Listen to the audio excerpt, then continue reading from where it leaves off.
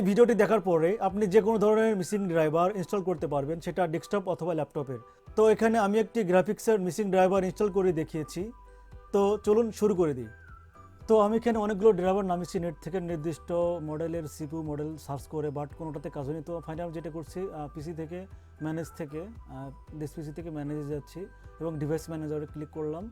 তো এখান থেকে আমার যে ড্রাইভারটা দরকার সেই ড্রাইভারের ক্লিক করে এখান থেকে আমি ড্রাইভারের প্রপার্টিস যাব।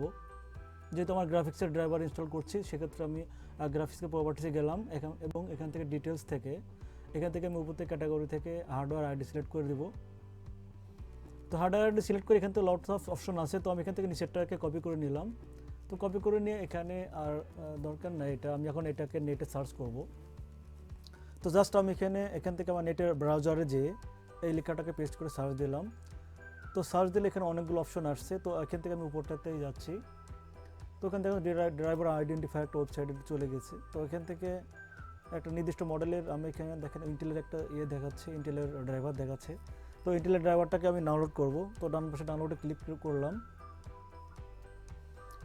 তো ডাউনলোড অ্যাড চলে আসতে পারে। তো যদি অ্যাড চলে আসে তো আপনি এখানে অ্যাডে ক্লিক করার দরকার নাই, এবং এখানে আমি এগেইন আবার ডাউনলোডে ক্লিক করলাম ব্যাকে যেয়ে।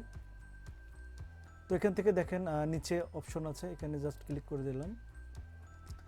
তো যদি ইনকেস ডাউনলোড না হয় তো আমি উপর থেকে দেখেন আমার নিচে আরও লিঙ্ক আছে, তো আমি নিচের লিঙ্কে ক্লিক করে ডাউনলোড শুরু করে দিলাম। তো একটু সময় লাগবে ডাউনলোড হতে। তো ডাউনলোড হয়ে যাওয়ার পরে এটাকে এখানে আমি অলরেডি এর আগে আরও 2-3টা ডাউনলোড করছিলাম জাস্ট আর টেস্ট করার জন্যে। তো এখানে আমার 3টা ডাউনলোড হয়ে গেছে। তো আমি এখান থেকে প্রিভিয়াস পরের 2টাকে ডিলিট করে দিচ্ছি। তো এখান থেকে আমি এটাকে নিয়ে কপি করে আমার ডেস্কটপের ডি ড্রাইভে রাখবো। তো এখান থেকে জাস্ট আমি এটাকে কপি করে এখানে ডি ড্রাইভে পেস্ট করে রাখছি। তো এটাকে ডি ড্রাইভে রেখে এখান থেকে এটাকে আমি জাস্ট একটু এক্সপোর্ট করলে ভালো, মিসিং হওয়ার সম্ভাবনা কম থাকে। তো জাস্ট এটাকে এক্সট্রাক্ট করে নিলাম। তো নির্দিষ্ট ফোল্ডারে রাখছি। তো এরপর জাস্ট ইনস্টল দেওয়া যায়, আমার এক্সট্রাক্ট হয়ে গেছে। তো বিশেষ করে এগুলো ব্র্যান্ড পিসিতে হয়, বিশেষ করে এইচপি অথবা ডেলের, কারণ ওরা এই সফটওয়্যারগুলো আপডেট করতে চায় না, প্রিভিয়াস সফটওয়্যার দিয়ে এই চালাতে বলে, বাট এগুলোতে কাজ হয় না। তো এইভাবে করে আপনি যে কোনো ধরনের মিসিং ড্রাইভার আর ডিভাইস ম্যানেজার ওখান থেকে ইনস্টল করতে পারবেন। জাস্ট হার্ডওয়্যার আইডিটা নিয়ে সার্চ করলে আপনার যে কোনো প্রিন্টার, ডেস্কটপ, ল্যাপটপের যে কোনো মিসিং ড্রাইভার ইনস্টল খুব স্মুথলি ইজিলি ইনস্টল করতে পারবেন। তো আমি এখানে একটা রিস্টার্ট দিয়ে দিচ্ছি।